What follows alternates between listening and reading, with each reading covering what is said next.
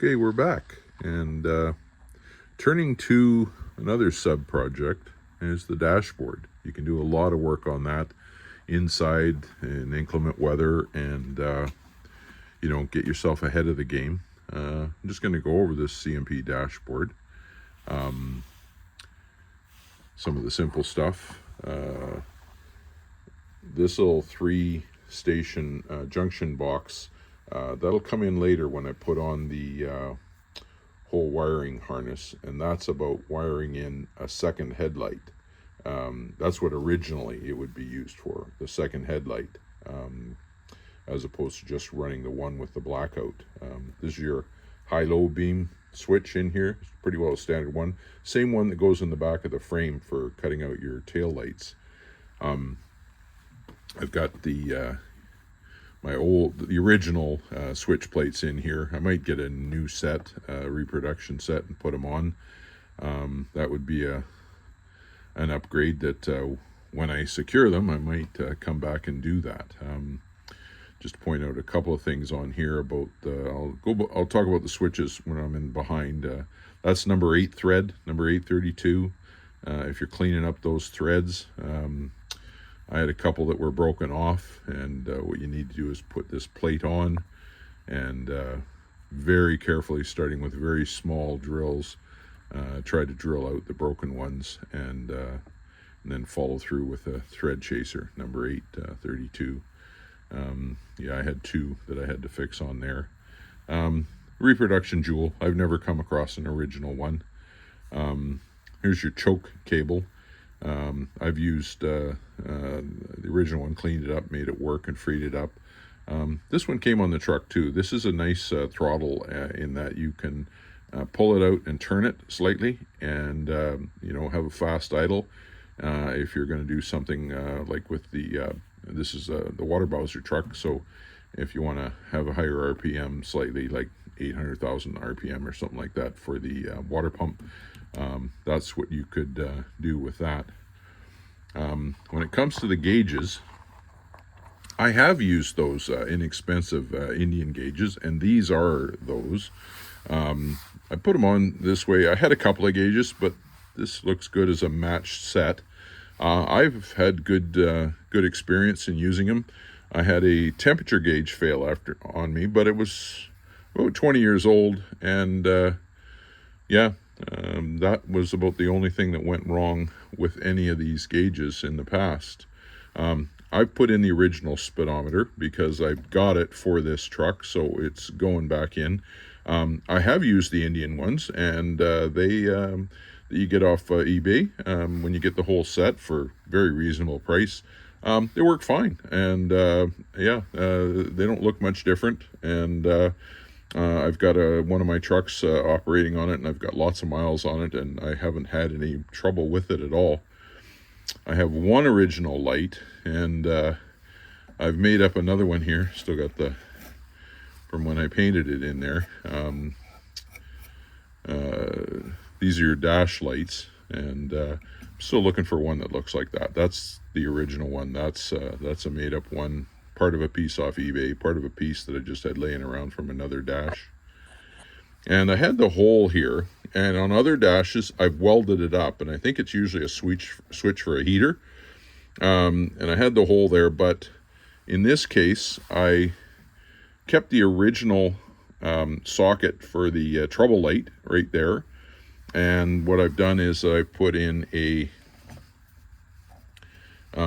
socket here for a GPS or charging your phone or whatever, and it's over by the window, so I picked out in case rain or water gets on it, to get a little bit of protection for that. Anyways, we'll turn this over and take a look.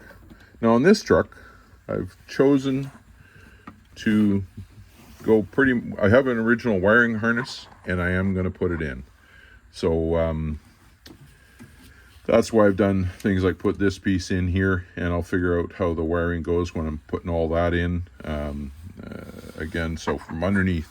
Now this little wiring harness, friend Jordan made that up for me at my request. That's what the original one looked like, pretty beat up. And I've never seen a NOS one of these come out. So getting this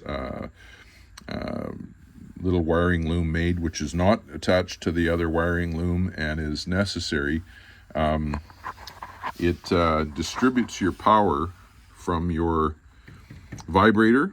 So this works like a fuse. If you've got a short, this thing goes, off like a buzzer, and then you isolate whatever it is, turn off wherever you're sending your power to. So this supplies non-switched power. So this is power all the time. As long as the battery's hooked up, you've got on the power side of this regulator. So it powers your socket for your trouble light. I also run a wire off here, and I've run it all the way over there for the GPS cigarette type plug-in. So I've run that over there, and again I'm relying on the buzzer as the fuse for that. In my other trucks, when I haven't used any original wiring, I've put in a whole fuse block and hooked it up. So then this powers for your 3 light switches. It supplies power to your brake light isolation switch, I think that is. Could be wrong here. Let me take a quick look.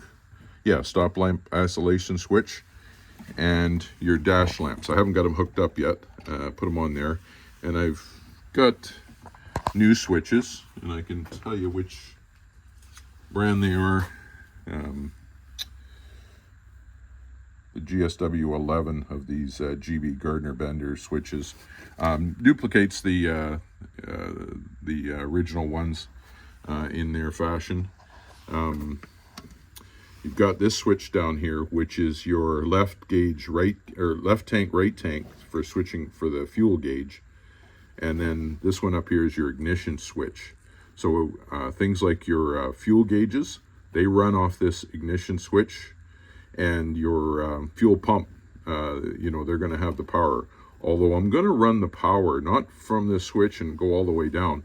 I'm going to take it off the power side of the coil. So if you turn on your ignition switch, your fuel pump comes on, and it's just a shorter, cleaner application of the wire.